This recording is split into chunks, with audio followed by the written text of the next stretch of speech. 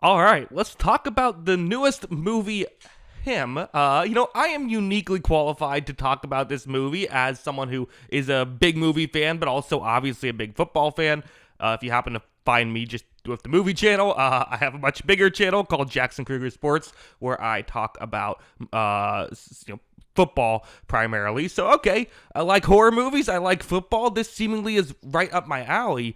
I was someone who, when I first heard the concept for this, which is something along the lines of, I'll read the plot summary off of IMDb real quick. It's a young athlete descends into a world of terror when he's invited to train with a legendary champion whose charisma curdles into something darker. That is the plot summary. And when I first heard it, I'm like, that's kind of weird. But when I saw the trailer, I was kind of hooked. I thought the trailer was really good, and I was kind of excited to see this. It's a Jordan Peele produced movie. They really slap his name everywhere. It's kind of similar to how some Steven Spielberg produced movies. It's like he's like the top billing despite being a producer. He did not direct this movie. It was instead directed by Justin Tipping, who has made, from what I can see, one feature film prior to this called Kicks, and then made some other things along the way. I'm not familiar with his work, but you know what? Hey, this seems like it's something that could be silly, fun, and there is aspects of that in this movie. There are some aspects of what you maybe would see coming into this. I think going into the movie, I was more expecting kind of, how bad do you want to achieve greatness type of thing, maybe similar to like Whiplash, but more of a horror movie type of aspect to it, which I thought could be a really interesting concept. Instead, this film is really all over the place and doesn't really have a clear through line throughout. A lot of things make you question, wait, so why is that the case if this is the case? As someone who is a big NFL fan, none of the logistics of how football works and how the draft process works made sense to me with how this went, which is fine. I don't need every little detail to make sense. But I need there to be at least a through line that I am following throughout this film. And it felt like it was trying to do a lot of different little things, each of which could have been interesting on their own. And it really was just kind of a messy film overall.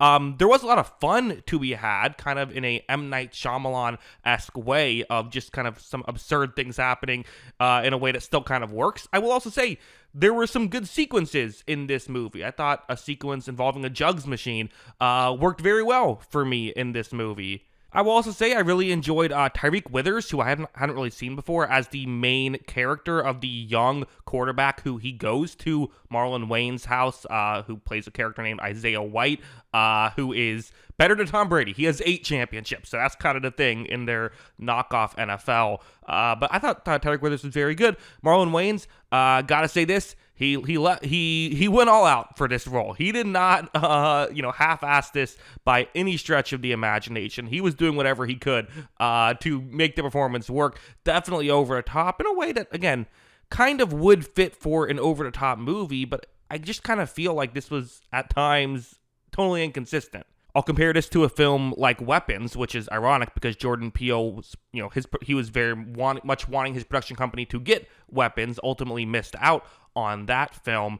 I thought Weapons, again, that was a great example of a film that had a lot of different tones, but was able to kind of ease into each one in a way that really worked for me. The film Him really struggled to do so.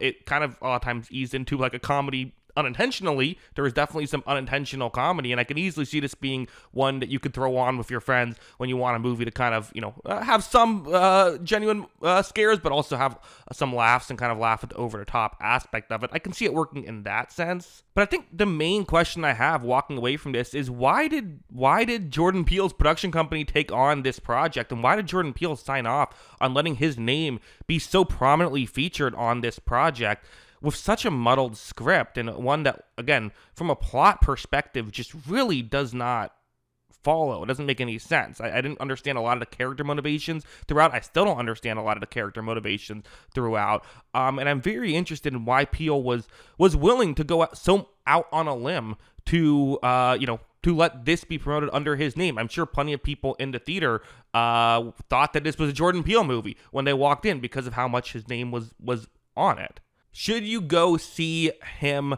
I would say No, I would say no. I would say see something else. The Long Walk is one that that's very different type of film. But if you want something that's more, that's very sad. But I made a review on that. You can check out my review if you want to see if that seems like more your thing. That's what I'd recommend. Or wait a week. One Battle After Another comes out next week. That's supposed to be good, although I haven't seen it yet. But yeah, I would probably say save your money for him, which is unfortunate because it feels like it could have been very interesting. I am going to get into spoilers here a bit because I think that a lot of my issues are spoiling the film. But yeah, let's get into spoilers. I don't know. There was entertainment to be had throughout this movie. I'm going to go 3 out of 10, though. Not a fan of him. Let's get into spoilers now. So if you have not seen him and don't want to be spoiled again, I think it's okay if you are spoiled. But if you don't want to, now is your chance to check out. 3, 2, 1. Spoilers are here now. And again, just the whole logistics of this entire thing was confusing to me. And it's possible I missed something. I don't have the best hearing, so while I was in an IMAX theater, which has good sound, sometimes I miss a line of dialogue that explains one of the questions I have. But it's set up that Tyreek Withers' character, Cameron Cade, goes to Marlon Wayans' character's house to try and be this great quarterback. Throughout there, Marlon Wayans' character has a lot of real challenging aspects. I could have set this up earlier. Marlon Wayans, again, I kind of did, but better than Tom Brady, 8 Super Bowl rings, but he's on kind of his way out. He's maybe going to retire after the next season. So kind of throughout the beginning part of the movie, it feels as though he wants to train Cameron Cade to take his place on their football team, so that way, not exactly clear, but maybe it's a way to continue his legacy to mentor the young player. But in some of the ways he does this, you see that he has extreme ways to practice, including I mentioned the scene of a jugs machine where he you see that every time Cameron Cade can't quite make the play work in a lot of time, then another player who's not playing in this situation gets hit in the face with a football that is going very fast. To me, this is probably the one sequence I would say actually worked in the movie because while it still was a little bit goofy at points, I would still say it kind of worked just in the sense of it's going with a theme that makes sense to me of you are now seeing him getting pushed to his limit. And this is the way you can be pushed further when you are training. He's going one way when it's just a regular drill, but now that his, just a person is getting hurt every time he messes up the drill, he's trying to be more and more precise. He's yelling at his teammates to try and get better, although he just yelled the same thing over and over again. I thought maybe they were going to get into he was going to help coach them more and try to become a better leader that way. I think there was ways to push it better, but still, it was a sequence that worked. But really, Isaiah White, Marlon Wayans' character, is just so all over the place. At that point, he's trying to help him, but then it seems like he's getting jealous of the young guy, Cameron Cade. At certain points, you can't really tell what he's thinking. And then it's revealed that the coaches and the managers, I don't think it was explicitly stated, but the higher-ups in this situation, they are behind all of this. And to which my question is, so does Marlon Wayans have to do all the things he's doing? Is that why he is doing this? And in which case, why is he still in some ways helping out Cameron Cade? Wouldn't he, if he knows he has to kill Cameron Cade to make sure that he can be the quarterback, wouldn't he not do that? Does he not do this? The logistics are very confusing. And again, for a movie that doesn't have a lot of characters, I kind of need to know what the motivation is for these two guys if I'm fully going to get it. I also didn't fully understand why Cameron Cade had to play for this team. I could kind of understand why he wanted to, but when people are dying, why not? I feel like at that point I'd want to leave the house, and I would think they could have explored why he was staying a little bit more. Ultimately, long story short, very convoluted ending. And then again, the final sequence where the way it ends is Cameron Cade. He's in. It's the poster. The ending scene is the poster, which is interesting, I guess.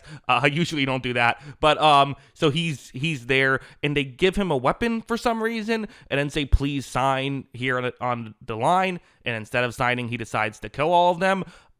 Which is okay, I guess that's an ending to a horror movie. Why not go? I was almost kind of glad, actually, just because of how silly it got towards the end. Why not have it end in an over-the-top way? However, again, from a logistical perspective, why was the weapon there?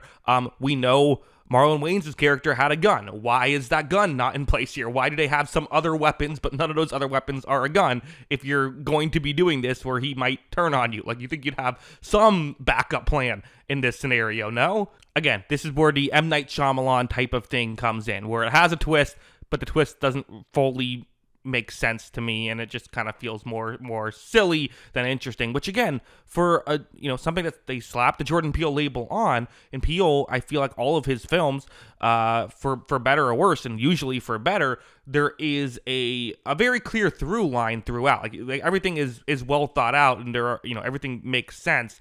This film really didn't have that. So while it's a great hook, and I'm sure it's going to make money, even with the not so great reviews, just because it probably wasn't that expensive to make, and like it is again, great trailer, like 10 out of 10 trailer. So I think it'll probably make some money.